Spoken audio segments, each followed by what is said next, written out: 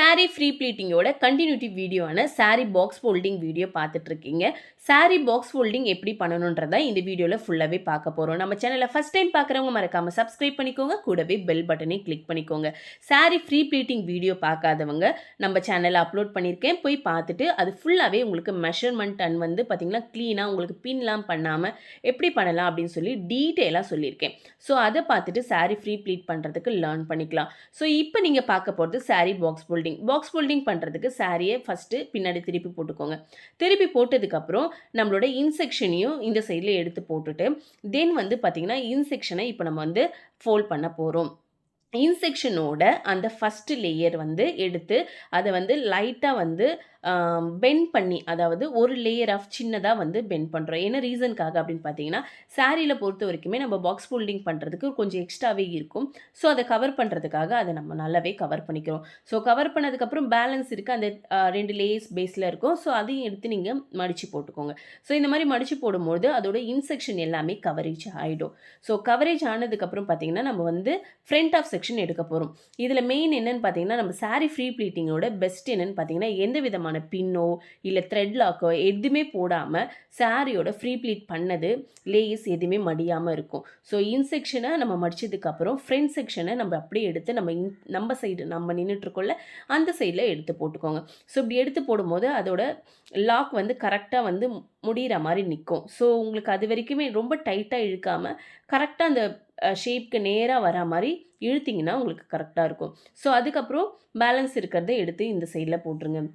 So இந்த சைடில் போட்டதுக்கப்புறம் நம்ம ஃப்ரண்ட் செக்ஷனில் பாக்ஸ் ஃபுல் பண்ணும்போது ஃப்ரண்ட் செக்ஷனில் ஒரு லேஸ் தெரிகிற மாதிரி இருக்கும்ல, அந்த லேஸ் வந்து கரெக்டான அளவு எடுத்துக்கிட்டு கீழே விட்டுட்டு பேலன்ஸ் இருக்கிறத நம்ம அலைன்மெண்ட் பண்ணிக்க போகிறோம். ஸோ ஃபுல்லாகவே இந்த சாரியோட ஃப்ரண்ட் செக்ஷன், ஹிப் செக்ஷன் இது எல்லாமே இந்த லேயர்ஸில் வந்துடும். ஸோ இதை நல்லாவே நம்ம வந்து அலைன்மெண்ட் பண்ணிவிட்டு பேலன்ஸ் இருக்கிறத நீங்கள் அப்படியே மடித்து வச்சுக்கோங்க. ஸோ இன் செக்ஷனில் நீங்கள் அப்படியே உள்ளே மடித்து வைக்கும்போது ரொம்பவே ஈவனாக இருக்கும். இதில் மெயின் விஷயம் என்ன அப்படின்னு பார்த்தீங்கன்னா, உங்களுக்கு இந்த நீங்கள் எடுத்த ஃப்ரீ ப்ளீட் எடுத்தது எதுவுமே வந்து கலையாமல் இருக்கிறதுக்கு ஒரு பெஸ்ட்டான ஐடியாவாக இருக்கும். தென் வந்து இந்த லேயர்ஸ் எல்லாமே 1 by 1 இருக்கிற மாதிரி பார்த்துக்கோங்க. என்ன ரீசனுக்காக அப்படின்னு பார்த்தீங்கன்னா, நம்ம ஃபைனலாக லாக் பண்ணுறதுக்கு ஒரு ஸ்பேஸ் மாதிரி அதில் தேவைப்படும். ஸோ அதுக்காக தான் இந்த ப்ரொசீஜரில் நான் சொல்லி கொடுத்துட்ருக்கேன். ஸோ இந்த சைடில் வந்து சின்னதாக மடிச்சுக்கோங்க, இந்த சைடில் 2 லேயராக மடிச்சுக்கோங்க. ஒரு சைடில் ஒரு லேயர் மட்டும் மடித்தா போதும், இன்னொரு சைடில் பார்த்தீங்கன்னா 2 லேயராக மடிக்கிறோம். என்ன ரீசனுக்காக அப்படின்னு பார்த்தீங்கன்னா, நம்மளோட ஃப்ரண்ட் செக்ஷன் வந்து உங்களுக்கு வந்து ஒரு சைடில் எடுக்கிறோம். நம்ம ஒன் சைடாக எடுக்கிறப்போ அந்த இடத்துல ஸ்பேசஸ் கம்மி பண்ணுவோம். ஸோ கம்மி பண்ணிவிட்டு ஒன் சைடில் கம்மியாகவும் இன்னொரு சைடில் அதிகமாகவும் கிளாத் எடுத்து விட போகிறோம். ஸோ அதை எடுத்து மடித்து போட்டதுக்கப்புறம் நம்மளோட ஃப்ரண்ட் செக்ஷனை எடுத்து போட்டிங்கன்னா உங்களோட சாரீ ஃப்ரீ ப்ளீட்டிங் ஆல்மோஸ்ட் முடிஞ்சிடுச்சு. ஸோ ஃபினிஷிங் ஸ்டேஜில் இந்த சாரியோட அந்த முந்தானியோட கீழே இருக்க செக்ஷனை வந்து எடுத்து அப்படியே சுற்றுறது அந்த மாதிரிலாம் செஞ்சிங்கன்னா உங்களுக்கு அந்த அளவுக்கு நல்லா இருக்காது. ஸோ அதை நல்லாவே என்ன பண்ணுங்கள், மடிச்சுக்கோங்க. மடிச்சுட்டு நம்ம மடித்த உடனே கீழே வந்து நான் சொன்னேன்ல ஒரு ஸ்பேஸ் கிடைக்கும்னு, இந்த மாதிரி ஒரு ஸ்பேஸ் கிடைக்கும். ஸோ இந்த ஸ்பேஸில் அதை உள்ளவே நல்லா ஃபோல்ட் பண்ணிக்கோங்க.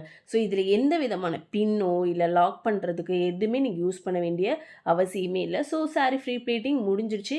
இதை பார்த்துட்டு உங்களுக்கு ரொம்பவே பிடிச்சிருக்கு, இல்லை லேர்ன் பண்ணிக்க ஈஸியாக இருக்குன்னா மறக்காமல் கமெண்ட்டில் சொல்லுங்கள்.